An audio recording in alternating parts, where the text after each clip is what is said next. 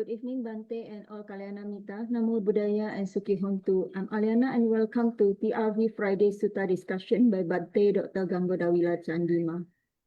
Tonight's class is the day 137 of Sutta discussion class, the fourth class of Cunda Sutta with topic the three thoughts that purify the mind or Mano, soceyya. Cunda Sutta is the 13th sutta that have been chosen by Bhante Chandima for this sutta discussion. In previous classes, Bhante has discussed about Mangala Sutta, Ratana Sutta, Metta Sutta, Sigalowada Sutta, Dhammacakkappavattana Sutta, Sabbasawa Sutta, Pattakama Sutta, Patama Samajivi Sutta, Alawaka Sutta, Dajaga Sutta, Girimananda Sutta, and Chulakama Vibhanga Sutta, which Bhante has elaborated those sutta in depth. For those who have missed our previous classes, please check on Ti-Ratana Vihara Aman Pradana Klang's Facebook page or YouTube channel. We have uploaded the previous classes there.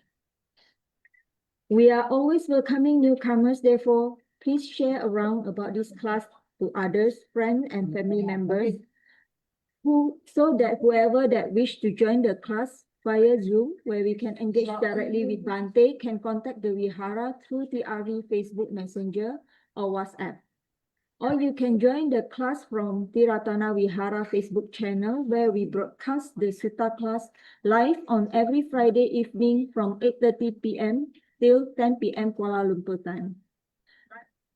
Now let me introduce to you our speaker, Bhante Dr. Ganggodawila Chandima, who is the Associate Editor of the Journal of International Buddhist Studies, or JIBS, which is published by the Buddhist Research Institute of Mahachulalongkorn Rajavidyalaya University in Thailand. Bhante was previously a research fellow at the Center for Studies and Religion, or the Studies in Religion and Society, or CSRS, at University of Victoria, Canada. Bhante Dr. Chandima was also Theravada Buddhist chaplain at the University of British Columbia in Vancouver, Canada, from year 2012 till 2016. Recently, Bhante Chandima has joined Ateneo de Manila University in Philippines as Assistant Professor of Buddhist Philosophy. Bhante is also the Senior Advisor to Patisota, a virtual Dhamma organization that hosts a weekly online Pali reading class, Sutta discussion, Dhamma talk, and a variety of other Dhamma activities. His Dhamma work can be accessed at www.patisota.blogspot.com, and we also can follow Bhante at Patisota Facebook account. Without further ado, we welcome once again Bhante, and as always, thank you very much for the wonderful guidance and teaching. Sadhu, sadhu, sadhu. Thank you, Aliana, for the introduction. Good evening, Dhamma friends. Welcome back. Going to start our Sutta discussion day 137. And today's discussion will be on the purity with regard to our thoughts, in particular mind. So before we get started, shall we pay respect to Buddha? Sadhu. Sadhu. Namo tassa bhagavato arahato samma sambuddhassa. Namo tassa bhagavato arahato samma sambuddhassa. Namo tassa bhagavato arahato samma sambuddhassa.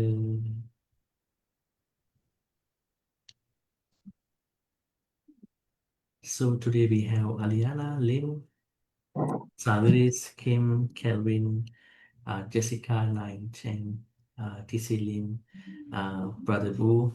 I think most of you might have heard about the sudden loss of the second son of Brother Wu, and we were thinking about him. He passed away a few weeks ago, and we were thinking about him. We were thinking about you, and Katie, Pochuwong, Sumitra, Leon, Ling Lee, Yu Hui, Lee, Ang, Margaret, Hema, Gan, Cindy-O, Echo, Hui, K. Lim, Jacqueline, June, Nadira. I don't know whether we have newcomers today. Hopefully Maybe yes, maybe not. But anyways, everybody welcome. And our Sutta discussion is the longest Sutta discussion I've been conducting for a Buddhist center in Malaysia. It's been the longest, 137. All the other Sutta discussions are behind this Sutta discussion. So, which we started in 2022 and during your SOP time. So, we've been discussing this new Sutta, which we have done almost 3 days by today. I don't know, most of you were there, a lot of you were there. Some of you might be starting from last Friday or maybe today, but it should be okay, you can catch up. And we were talking about purity or purification. So the sutta is Cunda Sutta, and this Cunda Sutta discusses about the purification. So purification has different interpretations. Now, say for instance, the purification that is given in Hinduism, practiced by Brahmins. It was a purification which they did mostly in physical sense. Remember, we discussed that there were certain habits that certain Brahmins had at that time. When they wake up in the morning, they get up, they have to touch the floor of the room or the house. So they believe that when they touch the floor of the house or the room, right after they got up, that purifies them. If they couldn't do that, they can touch certain other things, right? So I think this is what was the background story. So Buddha asked from this man called Chunda, do you like purification? He said, yes. And then what kind of purification do you like? And then he said the Brahmin's way of purification. And then the Buddha didn't say anything wrong about it. He said, okay, that is Hindu way of purification. But the Buddhist way of purification is to purify our actions, our speech, and our, from today's discussion, thoughts. It's a very interesting way to look at this purification. But it does not underestimate the purification of our external behavior. Say, for instance, if somebody misunderstands this idea given in the Chunda Sutta, that person might say, okay, Buddha said not to worry about purification of the body. So we don't have to take a shower, it's okay just not to take a shower, like how the Prince Siddhartha, ascetic Siddhartha spent time during the 6 years. He didn't take a shower, for many years, right? According to Ariyapariyasana Sutta. And the Buddhist purification is only about taking care of our thoughts, our speech, and our actions. That is not a good idea, because we also need to maintain our physical cleanliness, right? Buddhists are supposed to take care of their health and hygiene. That's important.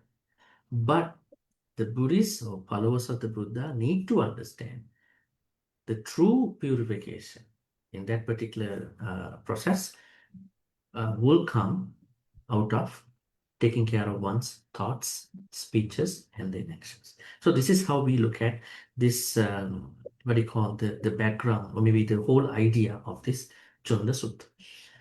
All right, so today we are getting into the last part. So my plan today is we are having this last part of the sutta, which means the purification, mental purification. And as I heard on that day, Aliana, you said that next Friday we are taking the day. Friday we are canceling the day, right? What is the event going on next Friday? Most of us will go to Borobudur. You're going on a pilgrimage. Okay. Yes, Bhante. Yes. Okay, so we are postponing our next Friday. When is that day? Next Friday to 20th. So 13 will be cancelled. So on 20th, June 20th, what's happening is that we are going to have a review of this sutta. just like how we did last time. So I'll be asking Aliana to post something and you are going to repost your question. So be careful. Try to copy the last one, the very last one. Otherwise, you might copy the earlier one, right? So the sequence of the questions might be different. So that is the plan. So today we are finalizing the sutta, and 20th, not next Friday, the Friday after next Friday, will be our review.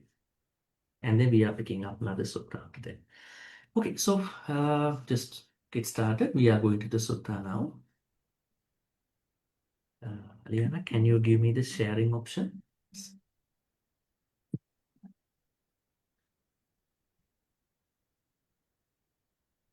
Yeah, okay, thank you. All right, so Cunda Sutta here. We are coming to the last part.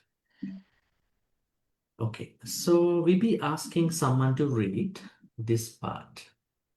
I would like someone to read who is not reading all the time. Yeah? It's good to hear some new voices, right? I know that you can read, who would like to dare reading this thing, You can raise your virtual hand. Only this part.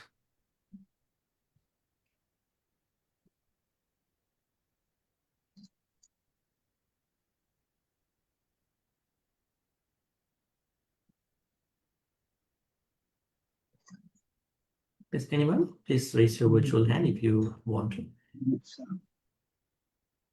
Sadhis, would you like to read? I hope it's not a challenge for you. Yeah, I think you look like you're very interested about this. Please go ahead. Yeah, I can't because it's too long, and then I will have a lot of mistakes. That's okay. We are very I patient. go very slow. Please go ahead. Katancha Cunda Tiwe Dam Manasa Atsokayam Hoti Diha Cunda Eko Cho.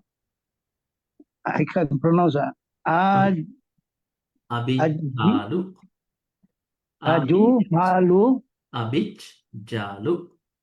Abich Hoti Yang Tam Parasa Para Vitti Upakaranam Tam Abicca Hati Oti Aho Yatam Yata Yam Parasa Tam Manasa Ti. Thank you for that input. Okay. Manasa asoceyya. Katancha chunda. Tividham manasa asoceyyan hoti. Ida chunda. Ekacho abijjalu hoti. Yang tang parassa paravittupakarana tang abijjata hoti. Aho wata yang parassa Parasa tam mamassati. Tam Manasa Mamassati. Mamassati. Mamassati is a very internal wish that may I have the same comfort which I would like to covet for other people. People are thinking. Okay, so let's go back again. See the translation to at the same time. Asoceyya, once again, impurity. Now we are talking the soceyya. We want to go to soceyya, not asoceyya. But the sutta says asoceyya. Asoceyya means impurity. Soceyya means purification. So how to purify through the mind. Katancha hauchunda. Tividang manasa asoceyang hoti. If I make it very simply, there are three ways can someone's mind become impure. There are three ways to. Now, if you go back to the speech, how many ways that your speech can be impure? Chatupida, 4. And once again here, Tividang once again, 3. So 3 with regard to the body, 4 with regard to the speech, and again 3 with regard to the mind. Ida chunda ekachu abijjalu hoti. Now here we have to understand something. Alu, abijja alu. Alu means someone, you can see over here. Oh, the translator does not translate. Abijjalu here means someone who is carrying lot of abijja thoughts. Abijja, not avijja. These are two Pali words. Let me send you. You need to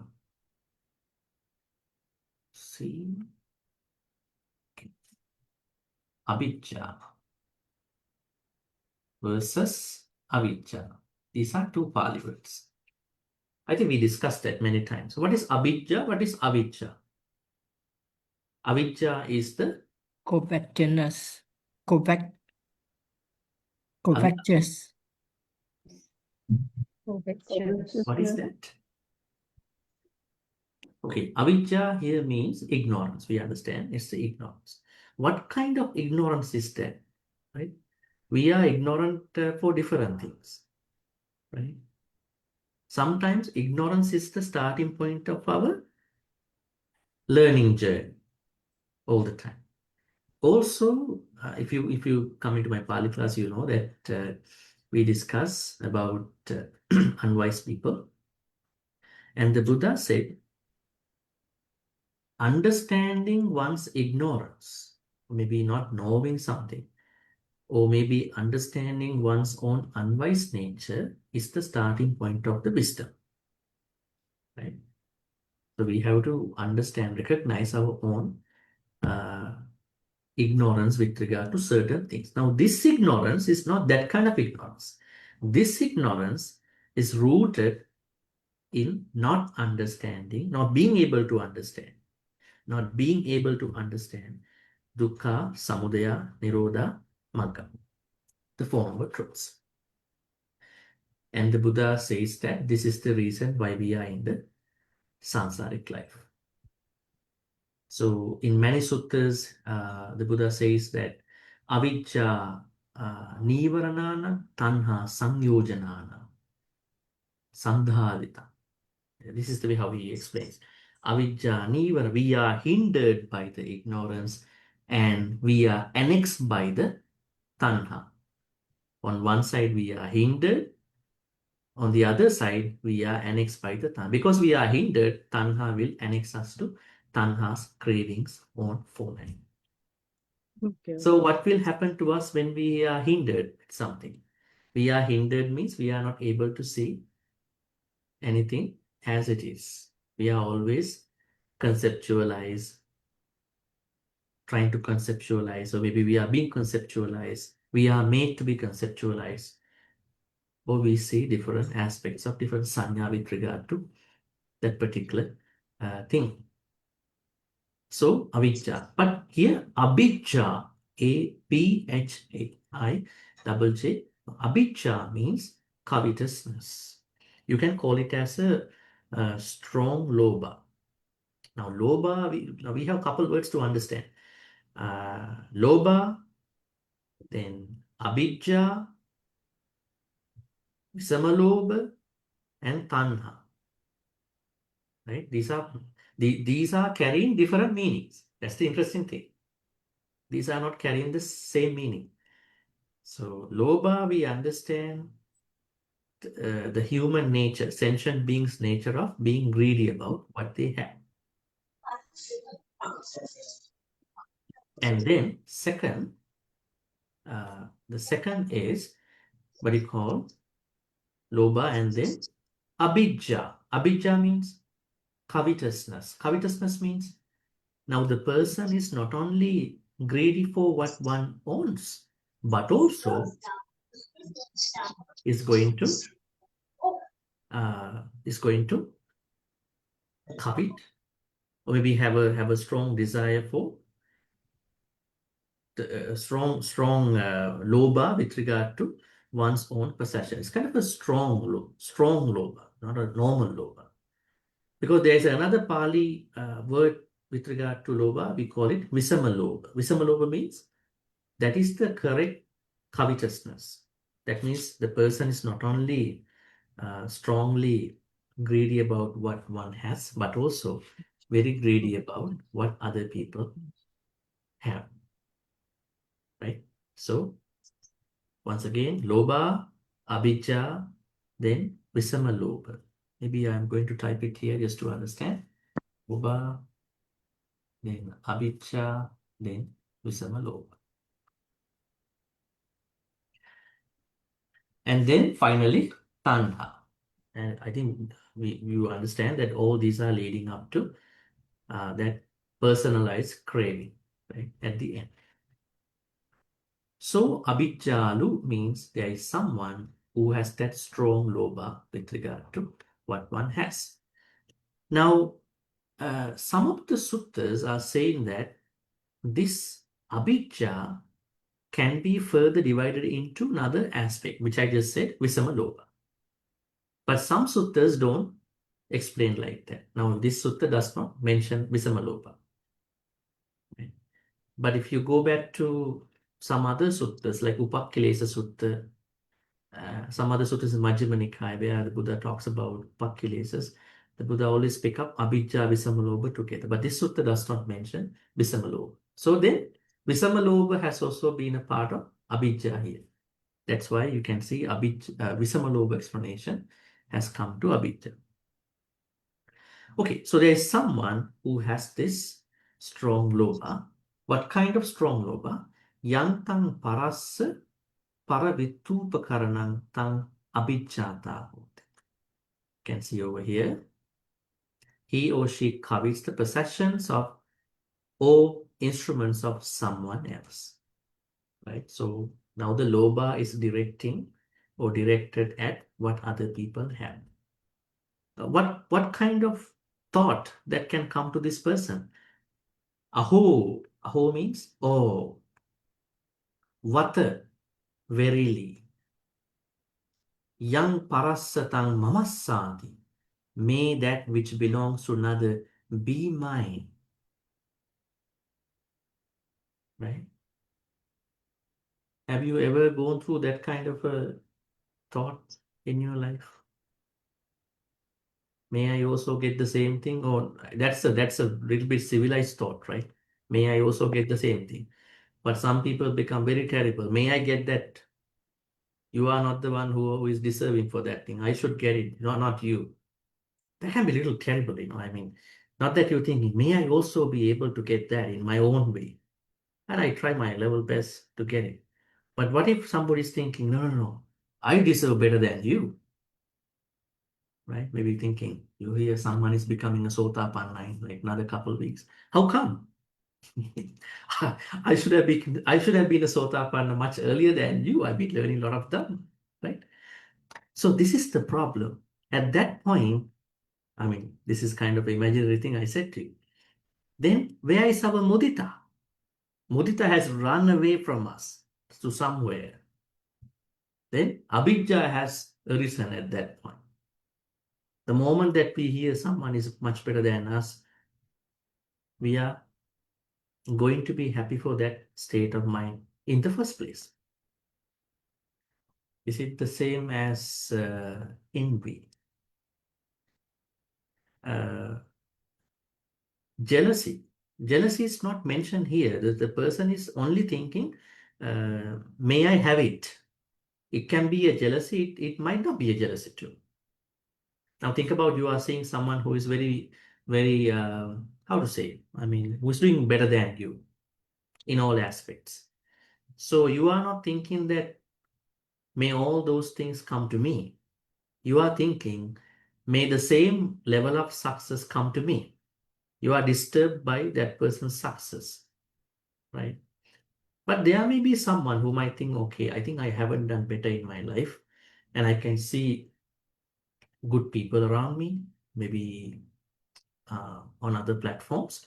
Maybe I will learn to become a better person. That's a very honest, good thought. That has no harm. But what if you're becoming very greedy? Actually, jealousy will be the next thing here. The way how you process this thought will lead up to the jealousy. Someone might think that, may I have it? Some other people might think that, may I have it? At the same time, may I become jealous as well, because I'm jealous about you. right?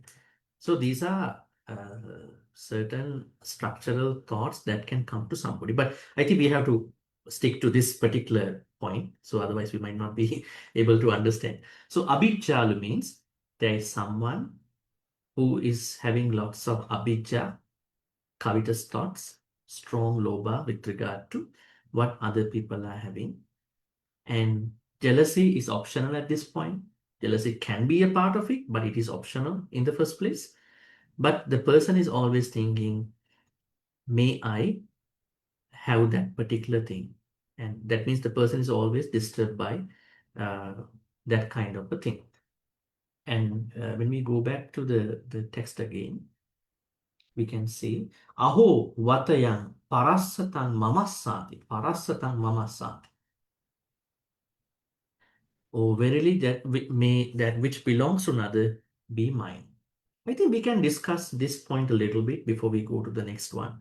Next akusala thought, next impure thought. How do you look at this thing in your daily life? Are we getting a lot of this, I would say, objects in terms of thoughts, which kind of trigger our greed? And then does that greed take us to create some thoughts within us? May I have the thing that the other person is owning? Is it something normal to us? Or do we have sammaditya, so then we are in the right track all the time? We are not disturbed by anybody's success. Are we getting disturbed because of other people are succeeding in their life? Is it happening to us? Tell me yes or no. I mean, we don't have to just look at each other. Yes, we are. That's the Yes, truth. Bhante, sometimes. Yes, Bhante. that's the truth. We don't have to think, oh, do I have those stories? Yes, we do. So then what are we supposed to do? It's a normal thing. It's a very normal thing that is happening to all of us. But depending on how we cultivate our thoughts, different people are processing those things differently. Think about when when someone is getting to see another person that this person likes is getting really well in his or her life. At that point, what are we supposed to do in the first place? Mudita. Mudita is the answer. So, but time to time, even though you are practicing mudita, you also might feel, where am I? This is a question, right? Say, for instance, we all started together, but I can feel like you might think some of my colleagues are doing better than me in terms of money, in terms of life, in terms of Dhamma as well. Now think about, there is someone who has been listening to Dhamma talks for like 5, 6, 7, 8 years, and there is someone who just got into the Dhamma, maybe last 3 months. And then this 3 months Dhamma journey person exhibiting, displaying some kind of better process in his or her Dhamma practice. And you are thinking, what has happened to me? I've been learning a lot of Dhamma things. What has happened to me? What has held me tight, held me back in my Dhamma journey? Maybe I am only listening to Dhamma talks. I haven't been able to let go a lot of things in my life. I haven't been able to forgive people who have done certain things to me. I haven't been able to renounce certain things in my life. But listening, I'm trying to like, fill my whole brain with the Dhamma, One day I will blow my head, because of too many information, right? Right? So we have to understand at that point then how to process the thoughts about other people's success in daily life. So number 1 is mudita. Number 2, we don't have to ignore it. Because when the success is very visible, that also shows us a certain comparison. Not that we want to see it. It comes with a certain comparison. At that point, we should have a healthy comparison. If it is necessary, we can do a healthy comparison where we are not going to create any, at least not too much akusala. That's a better way to look at it. I'm not saying that we can be perfect at that, but at least to minimize akusalas that I had some time ago, right? So then abhijja is something that we have to be very concerned. And at that point, the way how someone is dealing with this abhijja, jealousy is inevitable. That means jealousy will arise for many people, depending on how they are processing their abhijja thoughts. But anyways, abhijja has to be maintained, has to be monitored all the time. How to monitor our abhijja? We have to monitor the thoughts about other successful people that are coming to us in our daily life. Otherwise, we are not going to do better in this Dhamma journey. We have to do it daily, right? So we are staying on to the practice. Okay, then we are going to the second. We will discuss more information. Perhaps we can go to the notes at this point. That will make us clear. Yeah. No covetousness, personalized craving. So the good side is anabhijjalu hoti, not abhijja, anabhijjalu hoti. The person does not covet what belongs to others, para, vitta, upakaran. Vitta here means belongings, upakarana means certain instruments. Now, what do you think at that time? Perhaps the Buddha meant vitta to be the overall belongings of somebody, and upakarana seems to be certain tools. We might imagine about a carpenter, perhaps, a veena player, perhaps somebody else who is doing a certain job about his tools and other things, right? So different carriers have their different instruments. So don't even become greedy for those things. Because the end result might be you perhaps might steal what they have, or you will get stuck with your own jealousy, right? That's why this abhijja has to be monitored. Not even that, they don't think, oh me, what is another's become mine. Do we have examples about something like this? Have you ever seen some stories where some people expected other people's stuff to be their own? Where it became adinadana.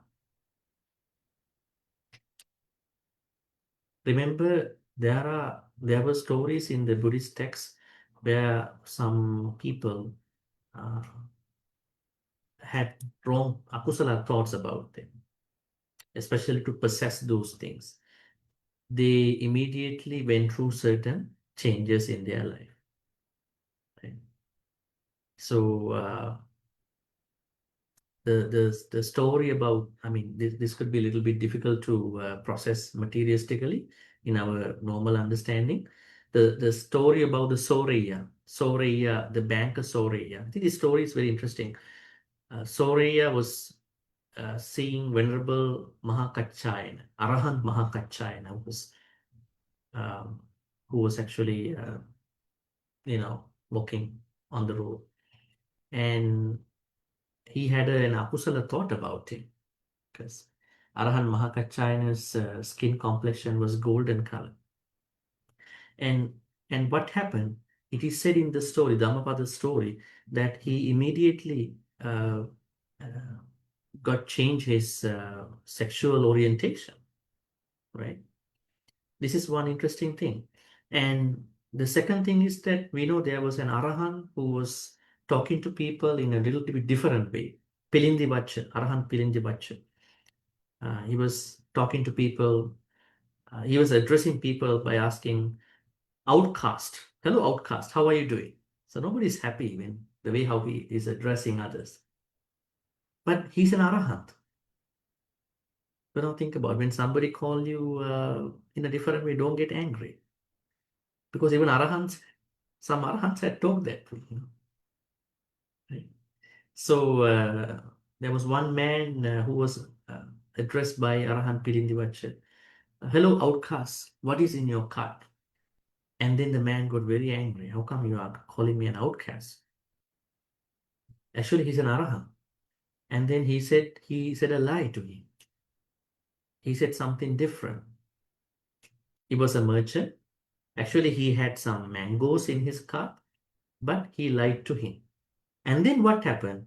Due to lying to an Arahant, all the things, all the mangoes that were in the cart turned to that particular thing that he said. He was very shocked to see what happened to my stuff in my cart. Then he told another merchant, maybe this might be an Arahant. We have to go and apologize to him. And then when he apologized, it is said in the story, the items went back to mangoes. Right? So this clearly means that when we are doing a wrong thing to someone who is very virtuous, the vipaka, karma vipaka, the effects of the karma will come to us very fast. But now don't think that we can do bad things to bad people, Bad things are bad. Never do to anybody. But bad karmas are immediately effective when we are engaging with good, very good people, virtuous people. Right? So that means now the idea here, what we understand as abhijja, is something that we have to monitor in our daily life. Otherwise, we cannot overcome this. So what can we do to overcome abhijja? What do you think? When a lot of thoughts are coming about other people's success, this is a very normal thought. Don't worry about such feelings, such thought. Because we are living in a society where many people are succeeding, some other people are not succeeding, they are failing. We see, we also fail, we also succeed, right? This is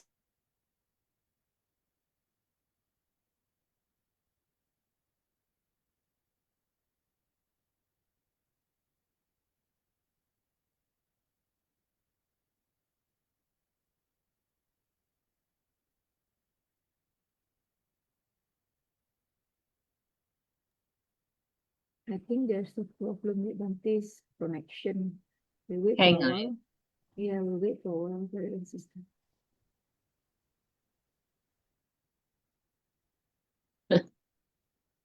Yeah, hang.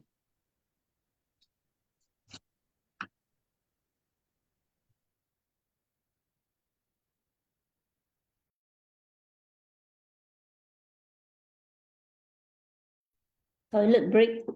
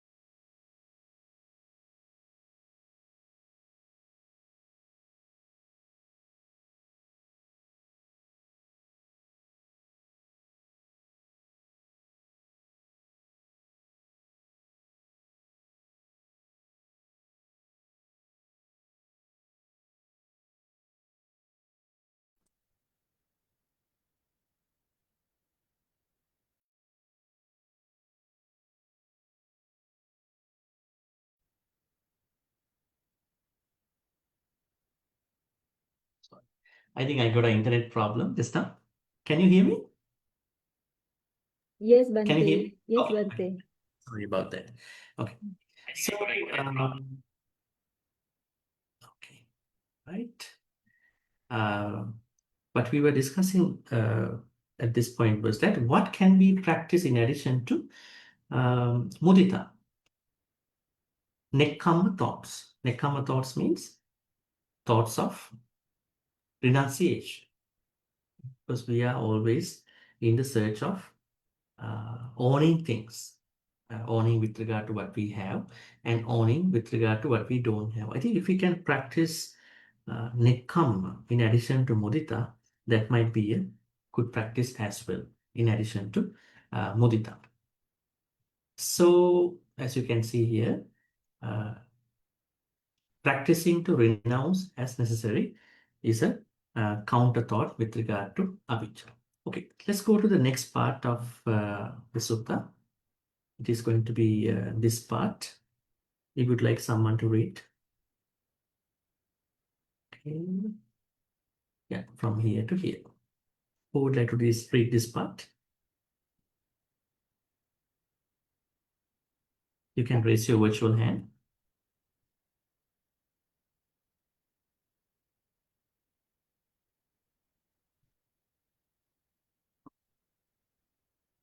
Anyone?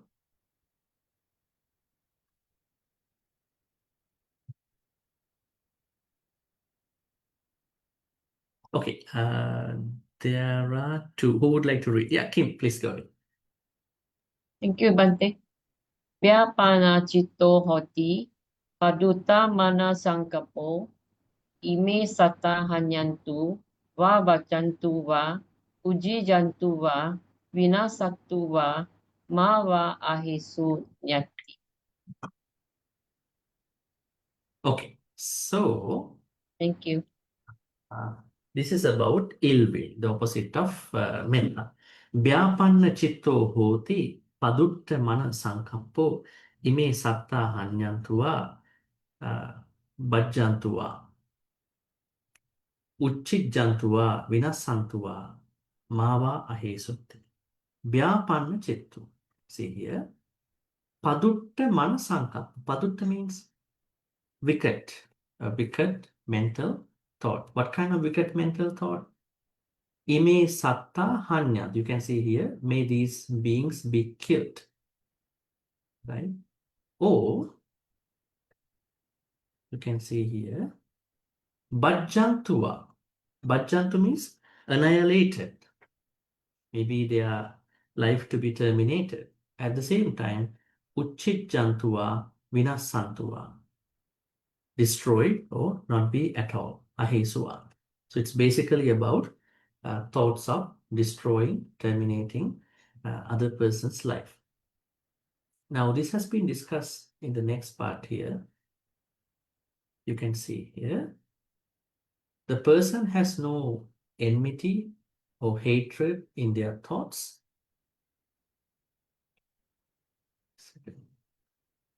And they generate pure and harmless intentions, opposite of padutta, and they reflect with universal metta. Okay, now we have to talk about metta a little bit here. Now, the difference between ill will, I would say we have a couple other Pali words, dosa, patika,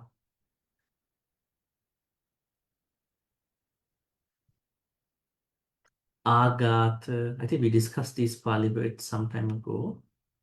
Agata.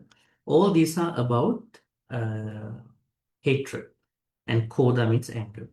So now here, appaduttasa manosanko means no dosa with intent. Now, in our daily life, we may have hatred, we may have anger, but it might not be directed at somebody. When it is directed at somebody, it is called ill will.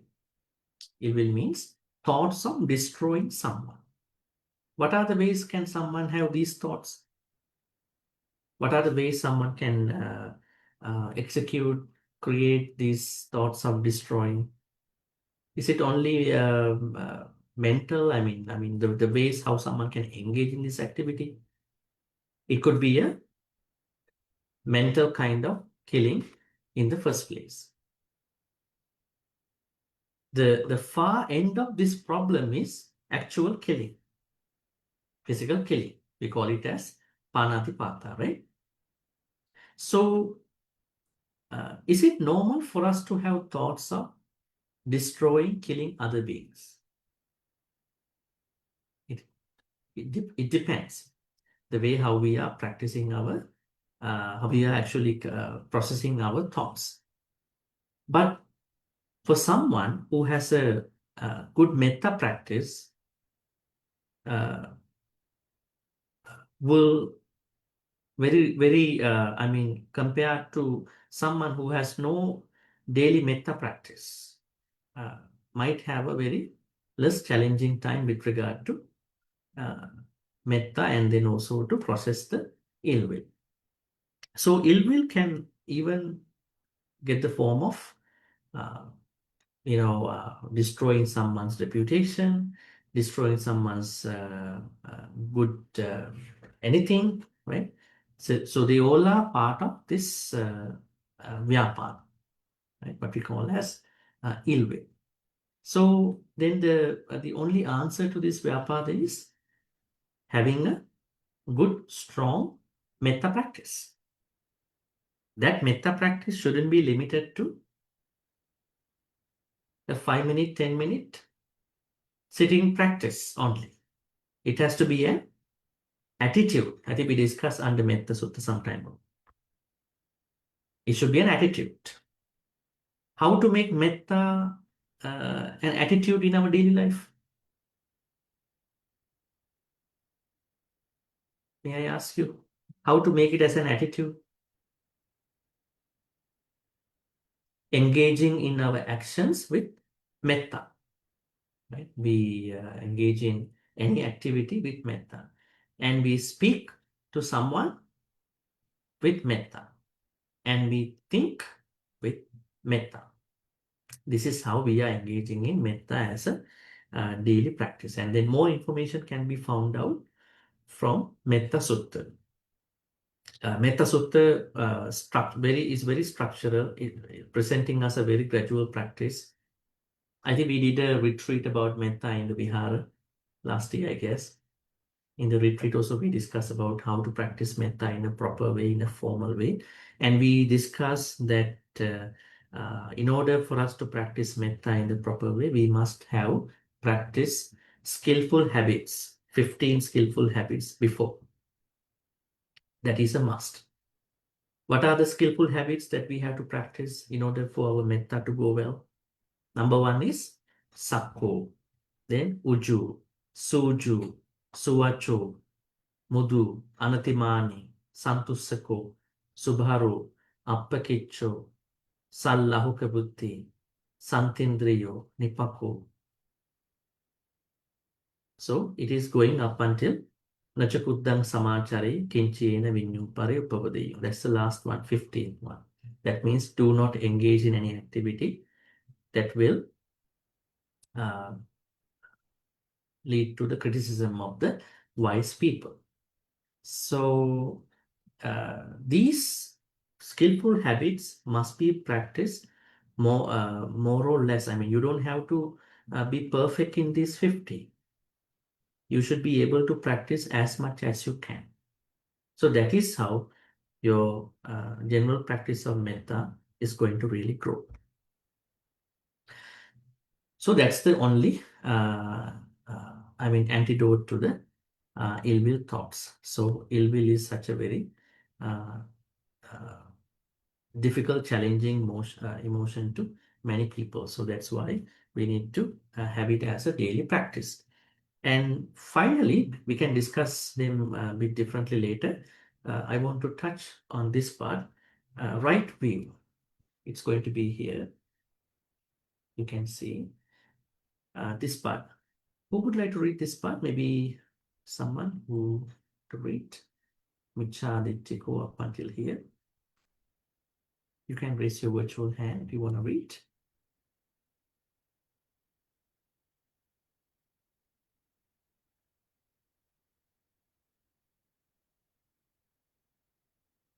Anyone? Oh, who would like to read? There are 2. Okay, yes, what you want, please. Okay, I tried Bhante. Oh, Yeah. they're not here so well.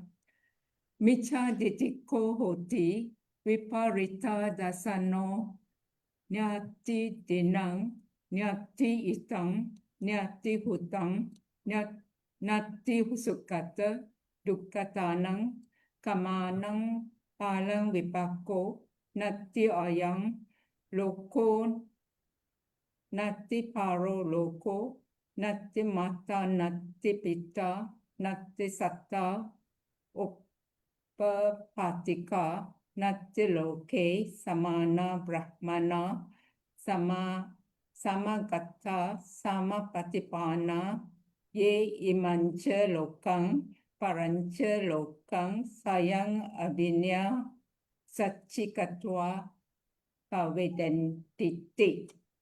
Avedenti. Pavedantiti. Good. Miccha dittiko hoti viparito dassano natti dinnang natti ittang natti hutang natti sukata dukkatana kammanam palang vipako natti ayang loko natti paro loko natti mata natti pita natti satta opapatika natti loke samana brahmana samaggata samma patipanna ye imancha lokan parancha lokan sayang abinya satchikatva pavedenti. Are there any familiar words here that you know in this paragraph? This is the last good thought that we can have to purify us. Michadittiko. Michadittiko. Any other words? Uti. Hoti. Okay. Mata pita, Mata pita.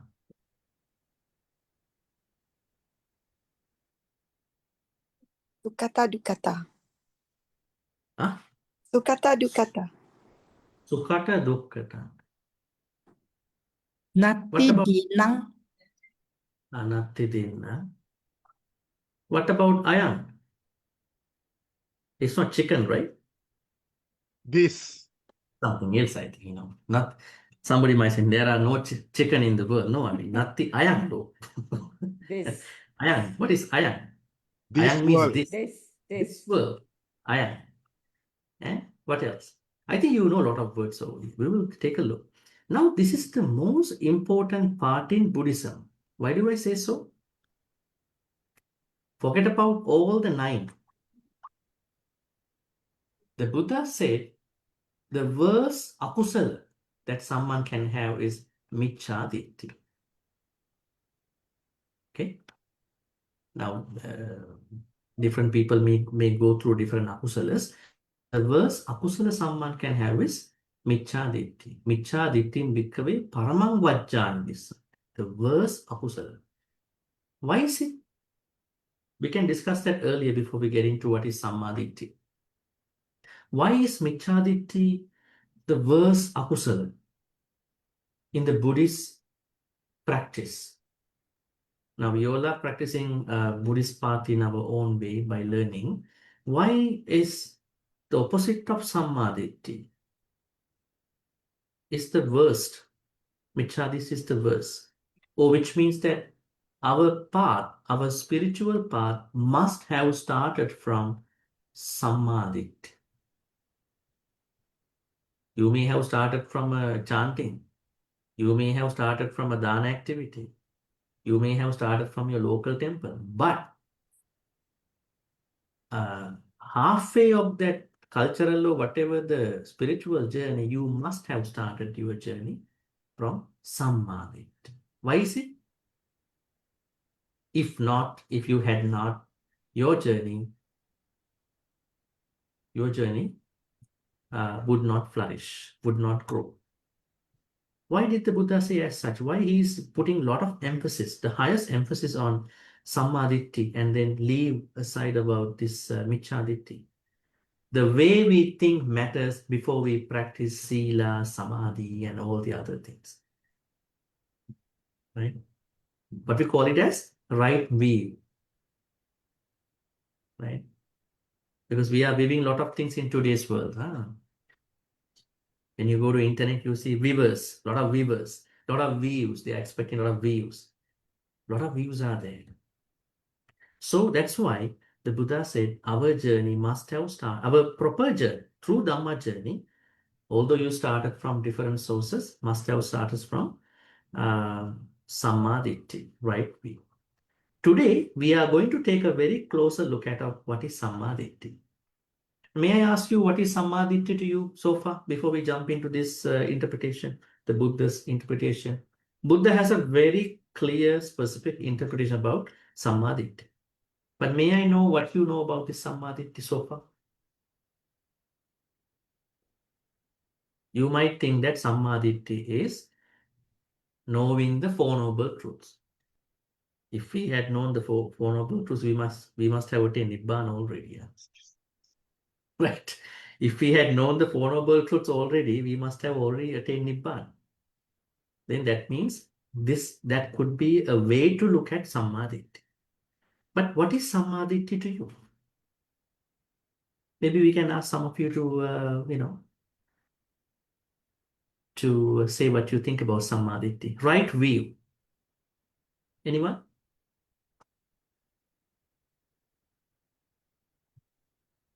Right view? Yes, Barbara, oops, go ahead. Would it be the purity of our thoughts? Purity of our thoughts. Mhm. Then, any other way how you have? Yes, Sumita? Yeah, Bhante is about knowing right from wrong. Right is right and wrong is wrong. That means you are on the right path and not on the wrong path. Knowing what is right is right. Okay. And then good begets good, evil begets evil. Something about karma, right? Not knowing about some karma process. Any other ways to look at the way you process some ditti, right view? Bhante, is it about understanding the Ti-Ratana, Dukkha, Anicca, Anatta? Understanding Ti-Ratana, three marks of existence, right? Or three universal characteristics. Yeah. Any other thoughts in the way how you understood Sammaditthi? There is karma and vipaka. Yeah, which Aliana said already. I think she Yes. shared it group, I think, yeah. All formation is impermanent. Sankhara, right? Or sankhara. Conditioned phenomena are subject to changes. But all these are giving us certain thoughts about Sammaditthi. Perhaps they are part of this whole understanding. But the way how the Buddha look at Sammaditthi, right view, is very specific. Let me tell you, the Buddha clearly mentioned that there are two types of right view. Have you heard that so far? Have you heard that the Buddha divided Sammaditthi into two types of Sammaditthi? Anybody ever heard that? You have an excuse with it. We haven't done that sutta. Majjhima Nikaya 117. Majjhima Nikaya's 117 means Mahachattarisaka Sutta. That's the most important sutta about the Noble Eightfold Path. Such a very interesting sutta. This sutta clearly says that right view is twofold. The right view practiced by the unenlightened people and the right view practiced by the enlightened people. Let's say, for instance, someone becomes an arahant. Arahant also has to practice Sammaditthi in that particular way. Now, we are not talking about Arahant's Sammaditthi because that is out of our subject today. We are talking about Sammaditthi about unenlightened beings. But I think I have already hyperlinked one of my flyers I made some time ago. Maybe I can show you. Then you can learn it later. When you go and click on this part, right view, this blue color one, it will take you to this box. You can see Sammaditthi practiced by unenlightened people, which we are going to discuss today. This is the enlightenment. So there are 10 things you can see here. Okay. Mahachattarisaka Sutta. You can go to this the link from the notes. the Buddha said here, Samma Dittiko Hoti Aviparito Dasano. Go to the sutta here. Aviparito means, the translator has not translated that part. Aviparita means a healthy. Okay, we have to first answer the questions. I mean, the way how you interpreted the Sammaditi. The first is that what was the first one we got here? Sammaditi was, I think Sumita said, it is between right and wrong. But the problem here is that yes, right and wrong, Samma and Miccha. Is Samma right? We always use right. But right and wrong is very relative to how we perceive things. Right? Now, say for instance, in a country where people can buy a gun and then go for animal hunting, it is legally right, and go for this animal hunting. But the problem is it is morally wrong. Right? It's legally right, but morally wrong. So that's why this right and wrong has to be carefully understood. Otherwise, this can lead to a problem. That's why we, although we translate Samma and Miccha as right and wrong, but in the deepest sense, we are normally looking at it as skillful and unskillful, wholesome and unwholesome. That is a better translation, but still people are not used to understand Samma and Miccha in that way. So we stick to right and wrong at that point. And the second thing was that karma and its result. Yes, it is a part of this unenlightened person's Sammaditthi. Tilakkhana was not given. The 3 marks of existence were not given as a part of it exactly, but they are part of everything. Now think about all conditioned phenomena are subject to changes. All sankharas are subject to changes. They are also part of this whole Dhamma path. But if we look at the right view closely, we have to believe in 10 things. If your perspectives, if your views are particularly built on or maybe based on these 10, that means you have some amount of right view. Let's take a look at those 10 now. Dinna, Atti Dinna. What is Atti Dinna? Believing that dana is important. Do we believe dana is important in our life, spiritual life? Dana and giving donations. What do you think? Is it important to give dana? Is it important to donate? Have you ever met people who might say, no, the dana is not important, listening to Dhamma and then meditating is more important, maybe chanting is more important? Those people have not started their Dhamma journey from Sammaditthi. I tell you. That's why we have to start it from here. The Buddha clearly said, the first thing that makes you into Sammaditthi is believing and engaging in the dana activity in your own way. There's no one way to do it. Right? Someone who has more money will donate more money. Someone who has no money will do other things in terms of donations. Right? Donate their time, Bhante. Donate their your time. time, volunteering, sharing, even Energy. listening to someone. It's a dana. Mm. Which many people don't give that dana in their daily life. They don't listen to their loved ones. Say, oh, no, I know what you are talking. Just let me do my thing. They are not giving that listening. It's a dana. Give your time to someone. Listen. Because some people want to share. And then you will find out your loved ones are going through depression, mental health problems. Why is it? You might be the problem. They want to share what they go through in their life. Just give some time for them. That is dana on one hand. Also, you are protecting your relationships, your marriage, your house, your family background. It's very important. What about giving your time to your children? Giving your time to relevant people? They are all part of it. So listening is one of the very important ways of giving dana. And then, as Barbara said, time, our skills, not even that, Energy. energy. But be Yeah. careful, there are a lot of energy vampires in our society. So give the energy to the right people. They are waiting for us sometimes. Yeah. I'm not demonizing anybody, but I'm trying to say, just be careful, just in case. We want to give energy to the right people.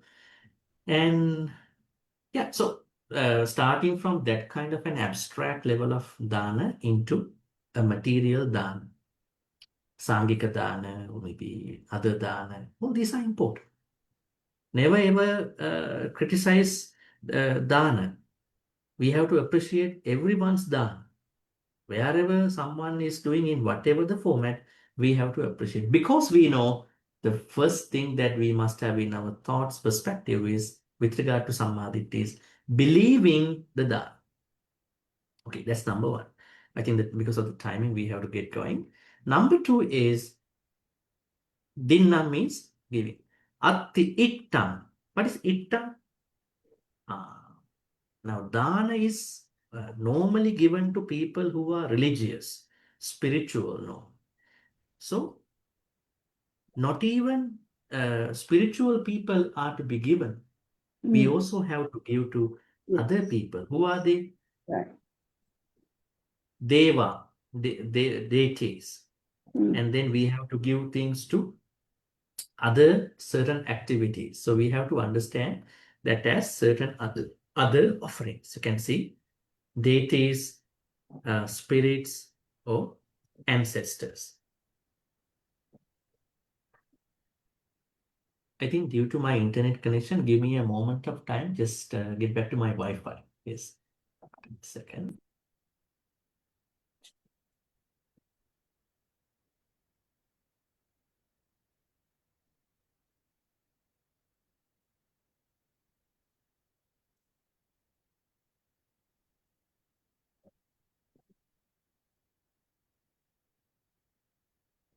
All right, this should be working well. So, second one is not even giving to the spiritual activity, but also we have to engage in other danas, giving, things to Deva, maybe hungry ghosts, ancestors. I think you are doing that in your culture already. Yeah, Atti Itta. So that means we cannot criticize offerings that are given to ancestors and other people. Buddhists have to accept that. Right? It is also part of the samadhi. Third one is going to be Atti Hutan. This is interesting. What is Hutan? Hutan means sacrifice. What kind of sacrifice is this?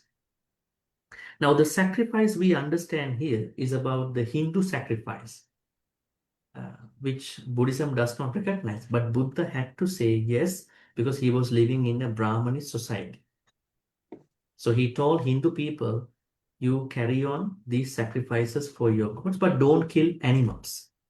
So he was lenient about that practice. He never said these practices are not important, because he was he was coexisting with other religious teachers, right?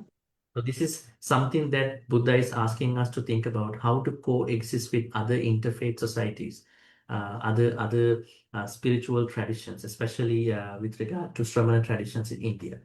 So as a Buddhist, when you hear someone is doing something in their own way, you don't have to criticize that. That is their own way. So just having some accommodation for that. Now we are coming down to what Aliana said, believing in karma and vipaka. This is the fourth one. Now you understand, believing in karma and its result is not only the samadhi, it is a part of samadhi. It is one of the 10 of the samadhi. That means we have to do another 9, right? Now here we understand believing in karma and karma vipaka. That means we have to believe most of the things we are engaging in our life, they are coming back to us in our sansaric life, definitely. The fifth one, ayang loko. Sixth one, paro loko. There is this world, another world. What does it mean? This world, another world. So we believe that this is existence, depending on where we live, and we understand that once we die, we will be reborn, perhaps in the same world, or maybe in a different world, maybe a Deva world, maybe Brahma world, maybe an Apaya. So we believe in that thing as well, this world and the next world. And then 7, 8, Atti Mata, Atti Pita, mother and father. There is mother, there is father. Is this something to believe in? Is this something to believe with regard to our Sammaditthi? This is not the way how we take it. My mother is a special person to me. My father is a special person to me.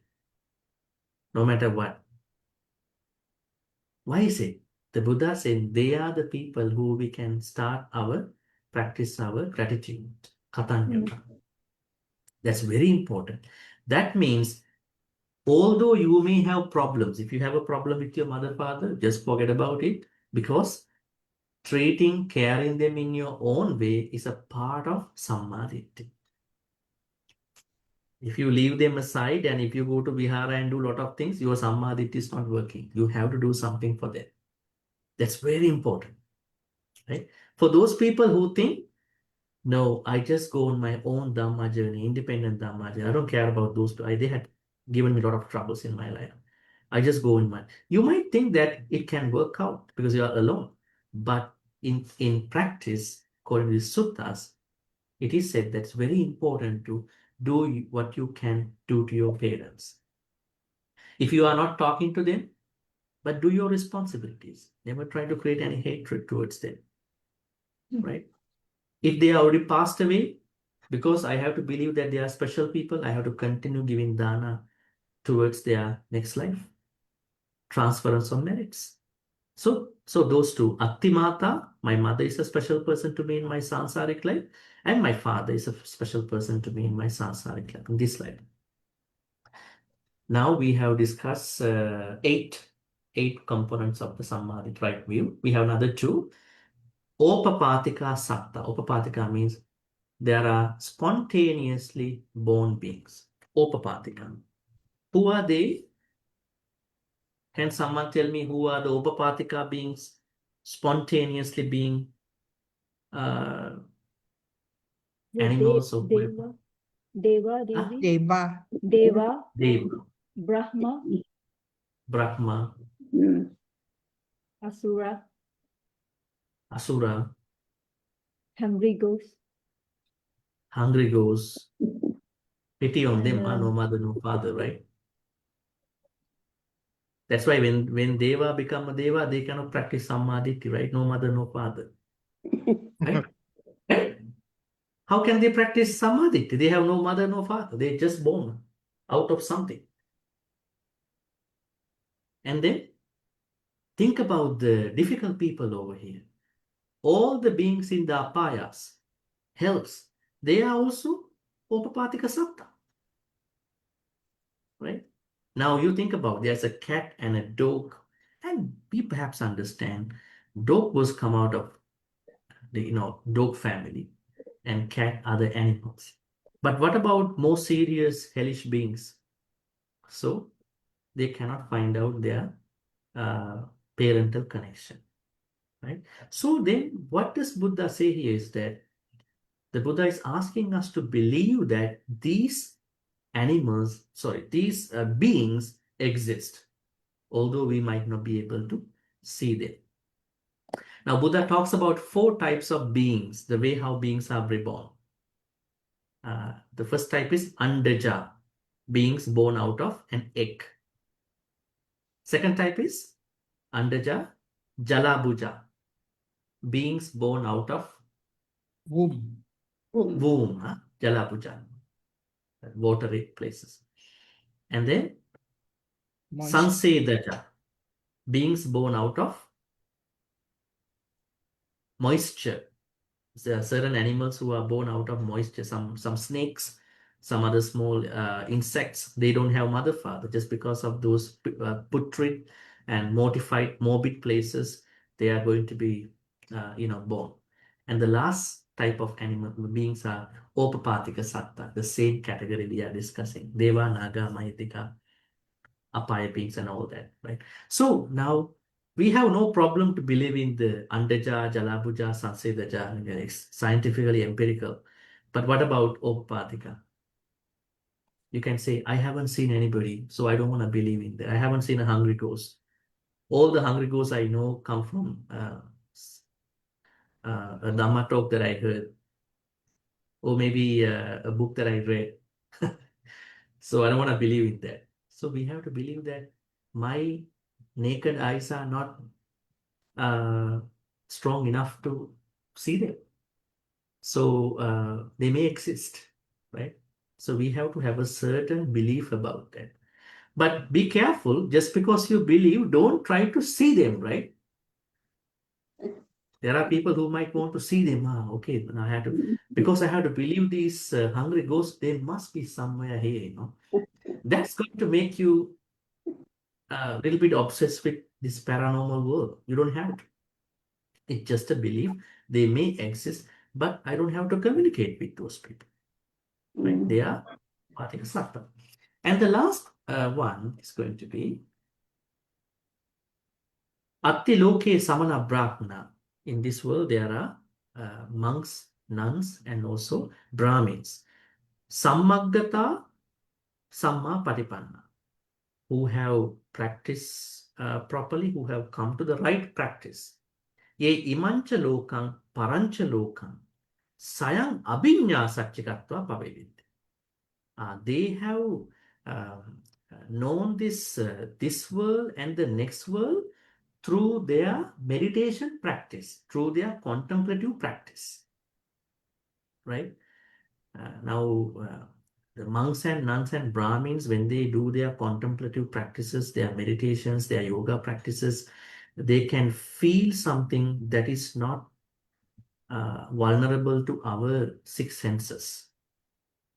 You know, we call it as extrasensory perception based stuff, ESP kind of stuff. So we have to believe such monks, nuns, contemplatives exist. Are they only existing in Buddhist practices? Are there such people existing in other non-Buddhist practices? These kind of monks and nuns. Yes, there are. There are many. That's why the There are. Buddha said in his suttas, when you give dana, don't think that I have told you that you have to give dana to only the monks and nuns. You have to give dana to other religious people too. Bahira sasana. He used this Pali word, Bahira sasana. I remember one of the very famous monks, probably one of the most famous Sri Lankan monks who went to India perhaps in 1940s or 50s to find out some meditation. He was associating an ascetic, a Hindu ascetic, and then he had to eat roti every day, an Indian roti. So the Sri Lankan, the monk was not happy, you know, why I'm eating roti every day. So one day he was thinking, I don't like this dal curry and roti. So I think, but how to say this to this ascetic? So next day he can see there's no roti, there's something else in his bowl. It's a bit concerned. Perhaps this is a coincidence. And then after he was eating some kind of maybe some chapati or something, after a couple of weeks, he was now thinking, I think I'm kind of bored with this kind of food. I might need something else. Next day, and he's getting, because that rishi, the rishi is giving the food. Then he understood this rishi, Hindu rishi, has telepathy. He can read my mind. Right? So that means this Hindu meditation has a certain level of some contemplative practice. But the problem is there's no nibbana. But in terms of other things, it could be a practice too. So I'm not saying that we all have to practice Hinduism too. I'm telling you, we have to respect these people too. So when you believe these 10, you are having samadhi. So from today onwards, you cannot say knowing karma and then vipaka. or knowing this and that is karma, sammaditthi. In order for us to have sammaditthi, we must have developed, we must have believed in 10 things. So those are the 10 things we discussed now. I want to add a couple of things before we go to the question and answers. Please read them. In the Anguttara Nikaya's 10.121, Pubbangam Sutta, the Buddha says, just as the light of dawn precedes the sunrise, so too right view, sammaditthi, precedes all wholesome states. When you click on this sutta later, maybe if you have time today or tomorrow, you will see something very interesting. This sutta says, Samma Sankappa. What is Samma Sankappa? Which number is Samma Sankappa? Second one, right? Sammaditthi, Samma Sankappa, right thought. Will not arise if you don't have right way. Then the third one, right speech. Right speech will not arise if you don't have right thought. Fourth one, right action. Right action does not arise if you don't have right speech. What is this talking? We cannot bypass this process. This noble eightfold path must be practiced from the beginning. Sammaditthi, then only Samma Sankappa arises. Right view first, then as a consequence of right view, right intention, right thought arises. And then as a consequence of practicing of right intention, thought, only right speech kicks in. As a practice of right speech, only right action starts. Then the way you are looking at it, only when you have right effort, right mindfulness starts. Satipatthana will start at that point. You can cherry pick Satipatthana. I will do Satipatthana and I will do a practice, but that is not properly helping you in your practice. You have to practice this process gradually. So what I have to tell you is that in order for you to purify your mind and thoughts, you need to overcome avijja as much as you can. You need to overcome vyapada as much as you can. You need to overcome micchaditthi. That means you have to work a lot towards these 10 aspects. So, and there are a few other things you can read, but I will just summarize during the time. Majjhima Nikaya's number 9, Sammaditthi Sutta says, some people get to Sammaditthi in 16 ways. You can see here 1, 2, 3, 4, 5, 6, 7, 9, 10, 12, 13, 16. So some individuals, they are able to get into Sammaditthi because they already know these subjects in their own way. And more importantly, I will take you to a very familiar sutta, Ratana Sutta, Sutta Nipata number 6.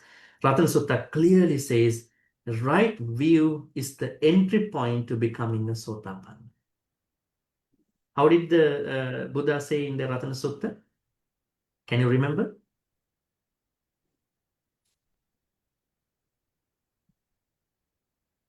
Kincha piso kammang karoti papakang kayena vacha udacheta sava ababbu sotassa paticchadaya ababbata ditta padassa buddha. The Sotapanna person will never will never hide his own faults through speech, mind, and words. Because why? Ababbata is ineligible because Dikta Padasa Buddha, he holds right view. When you have the right view, you will never hide your akusalas to the right person. That means this right view is the most important thing in our spiritual life. I think the rest of the things you can read now. We will go to the questions. First, I got a question from T.C. Lim. Bhante, it must be a sequence. Yes, definitely. The sources you can see here, Pubbangama Sutta in the Anguttara Nikaya. All right. Any other questions? We might take 1 or 2 questions.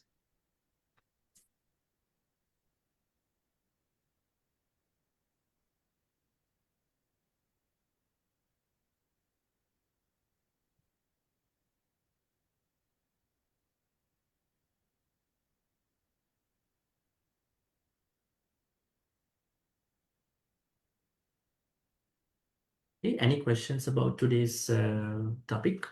Purification with regard to our mind, which has thoughts.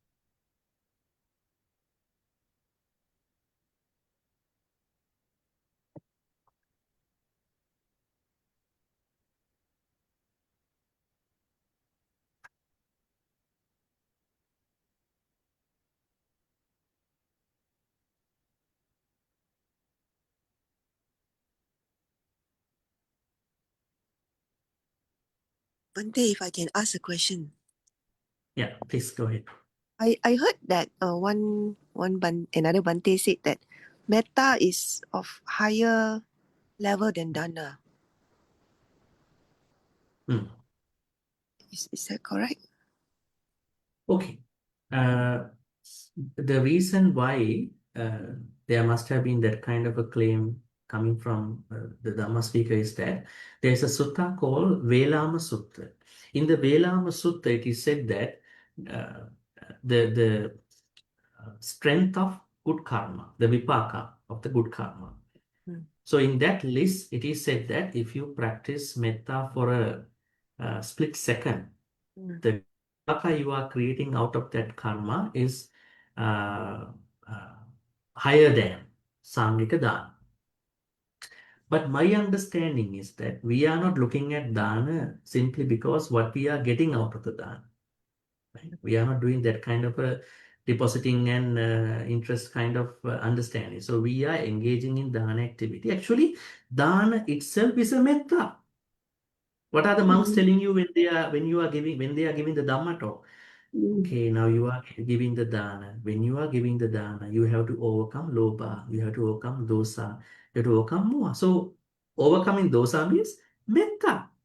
So we cannot separate out a normal dana activity from metta. Metta is embedded in the dana activity.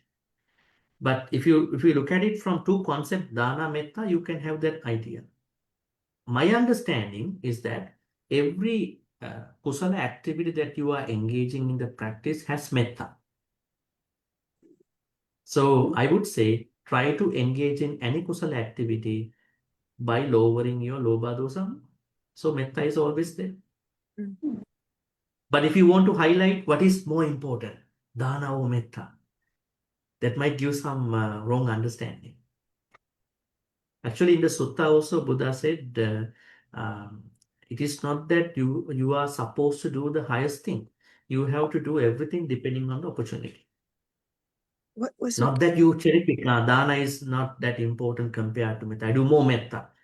That is not the Buddhist practice. Because we are practicing dana, sila, bhavana and all that depending on the opportunity. what sutta again, Bhante? Just now? Velama. Velama Sutta, Anguttara Nikaya. Bhante, what about dasa parami? How is it related here? Desa, Parami, the 10 paramis. 10 paramis, okay. How is it related to this?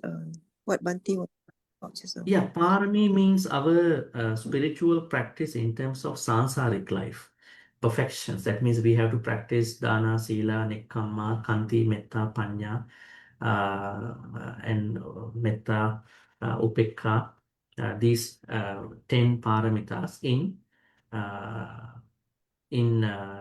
different ways. Actually, there are ways to do it. We have to practice in 3 ways. So I think there is no conflict with this understanding because we are saying sammadhi. When you have sammadhi, what you are doing is that you are practicing paramita. On the other hand, No, because I thought that is to practice the 10 paramis is the answer. no, I mean, answer is the noble eightfold path. Wait, Answer to our dukkha is the noble eightfold path, nothing else. When you are practicing the noble eightfold path, you are practicing paramita on the other hand, automatically. So we have to find out what to do. That's why the Buddha is highlighting Majjhima Patipada, Noble Eightfold Path, is the only answer for understanding our dukkha. Paramita, because we are not doing paramita itself for themselves. Paramitas are happening behind the scene. Okay. I think with that, we can transfer the good karmas if we don't have any more questions. So our plan is we have cancelled our next Friday discussion due to TRV Vihara's pilgrimage to Indonesia, and we are meeting on 20th for the review. So I will be coordinating with Aliana to ask you to send questions. What's happened is that you are reposting the questions in the WhatsApp group. So we'll go for at least 20 so we can manage for that. Okay, so let's think about all the good karmas we are making today. May all the good karmas we are making today by learning about how to purify our thoughts. It's only by minimizing or reducing, overcoming our abhijja, covetousness, a strong lobha, and then ill will, practicing more metta renunciation before, and then practicing samadhi to mitigate micchaditi. This is how we're going to make us purify. May all these good karmas be transferred to all the departed loved ones. May they be well and happy, and may they attain the supreme bliss of Nibbana. Sadhu, sadhu. Idammi nyati namyotu sukita huntu nyatayo. Idammi nyati namyotu sukita huntu nyatayo. Idammi nyati namyotu sukita huntu nyatayo. May Deva, Naga, Mahitika receive all these good karmas. Actually, giving good karmas is also part of Sammaditi, the second Sammaditi. We said, so may all the good karmas be shared by all Deva, Naga, Mahitika. May they be well and happy. May they protect and bless all of us. In particular, we will bless and give protection to all the pilgrims who are going to Indonesia by the next Friday time. May you have a safe, happy, fruitful trip, back and forth. At the same time, may all you be protected and blessed by Devanaga Mahidika for all the good things in your life. Finally, may Devanaga Mahidika also attain the supreme bliss of Nibbana. Sadhu, sadhu, sadhu. Ittavata cha amhehi sambatang punya sampadang. Sabbe deva anumodantu sabbasang pattisiddhya. Ittavata cha amhehi sambatang punya sampadang.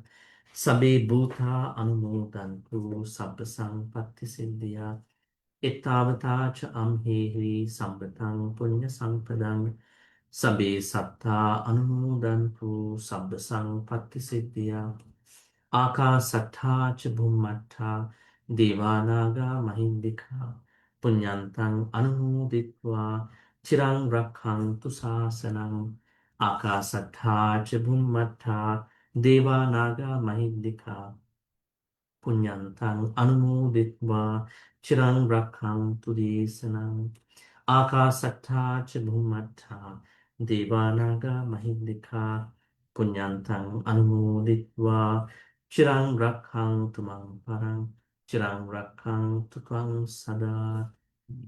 We are moving on to our Dhammavish. Our Dhammavish is to continue being surrounded with Kalyana Mitras who can guide us, who can, guide our Dhamma journey. At the same time, may we become Kalyana Mitras to as many individuals as we meet in our life till we attain Nibbana. With this noble wish, we are going to make this. Imina punya kammena mami bala samagamu satang samagamu hotu yavanibbana pattiya. Finally, may all the good karmas we be making throughout today's sutta discussion about mental purification given in the Cunda Sutta be supportive and helpful for all of us to attain the supreme bliss of Nibbana. Sadhu, sadhu, sadhu. Abhivadana silis nichang vaddha pachāino chattaru dhamma vaddhanti ayuvanu sukhang balang.